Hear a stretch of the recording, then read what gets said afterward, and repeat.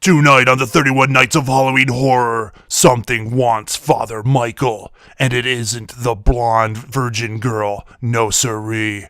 Ben Cross and Nicole Fortier star in The Unholy. I tell you what, my thoughts about that chick are kinda unholy. Yeah.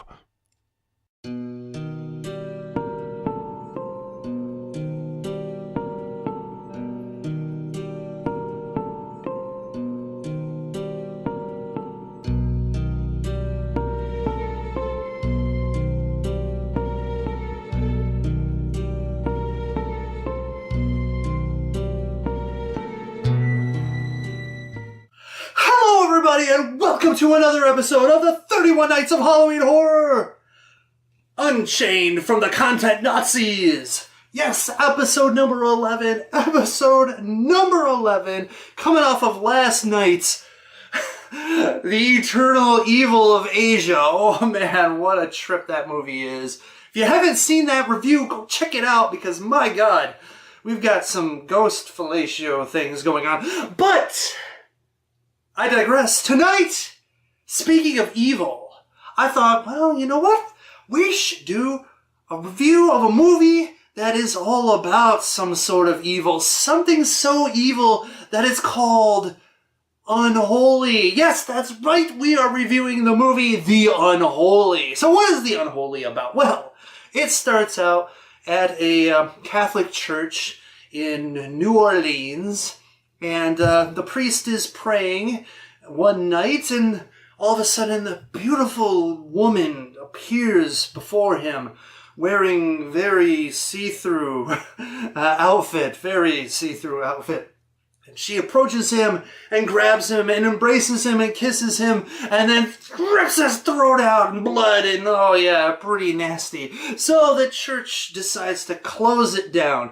3 years later, a priest is called to help talk a guy down from the ledge of a high building, and for some reason the guy was actually a demon and grabbed the priest and threw him off the building, but the priest miraculously survives. So the archbishop thinks, this might be the guy who can do the things that we need him to do down in New Orleans, because I mean, you survive a fall like that with no bruises and no broken bones, it's definitely a miracle. So they send this guy to New Orleans to reopen the church, and of course, strange things start to happen. He kind of is curious about what happened to the last father, and finds out that, oh man, the priest before him also met an untimely end, and that the previous priest was talking to this girl who works at this club that is, well, I guess you would say occult themed, but more like Satan themed.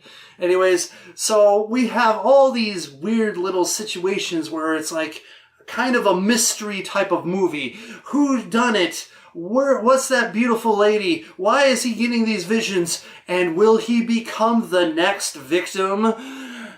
Well, you'll have to watch and see. So let's get to those scores, shall we? Violence and gore, I'm giving it a 3.5 out of 5. There are some good creature effects. There are some bad ones too, but there are some decent, bloody, gory scenes in this movie.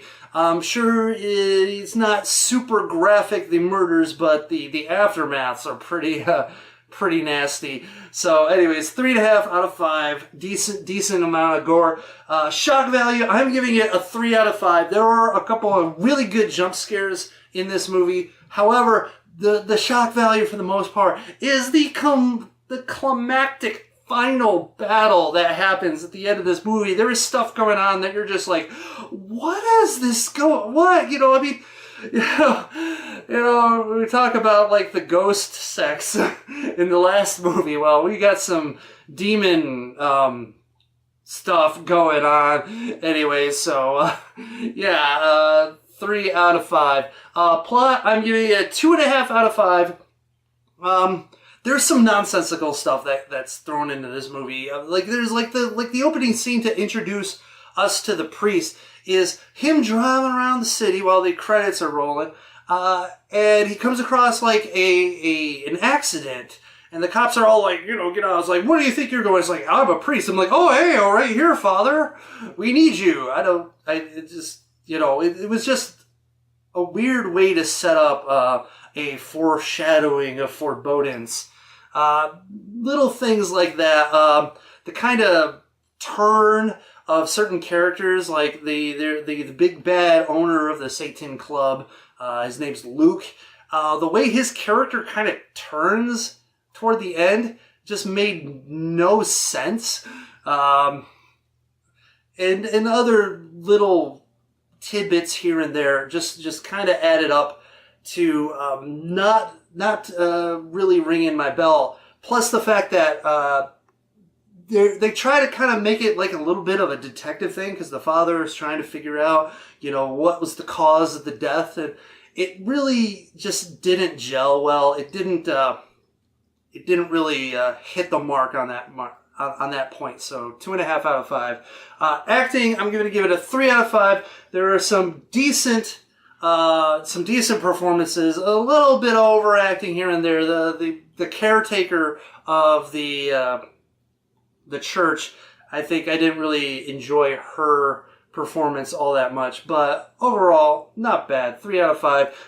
Nudity, I am giving it a 3 out of 5. There's, topless girl sacrifice at the sex club, the Satan Club, whatever you want to call it. Plus the demon. Holy shit! Like the mysterious woman. I guess spoiler alert. I don't know. It's not really a spoiler, but the mysterious woman is just like hot as hell. She is. I mean, I guess it would make sense, but man, like even though she's like wearing something, it's totally see-through. You can see everything, and I mean everything. And dang, she is tight. So yeah, 3 out of 5. Enjoyment factor, 3 out of 5. Look, the movie is a bit slow, especially like you get that middle section, and the detective angle just doesn't seem to work well in this movie, and so that slowness kind of drags it. But the ending, I think, is strong enough and enjoyable enough that I really did end up digging this movie. So 3 out of 5. Overall impression, 3 out of 5. It's a decent movie, above average, but it definitely has its flaws. But I think it's a solid watch. That actually averages out to 3 out of 5. I would suggest if you like kind of, religious themes and demons and things like that, then I say, watch The Unholy. It's worth checking out. And that is it. Episode number 11 is in the books. And thus, another night of the 31 Nights of Halloween Horror has ended. And I will see you next time, Internet. But until then, remember to stay scary. And, if there's a beautiful woman wearing basically a see-through outfit just appears while you're in the midst of praying or whatever, yeah, it might be tempting, but don't do it. Don't do it, guys. Don't do it. You should probably bite your dick off. That's all I'm saying. Blah.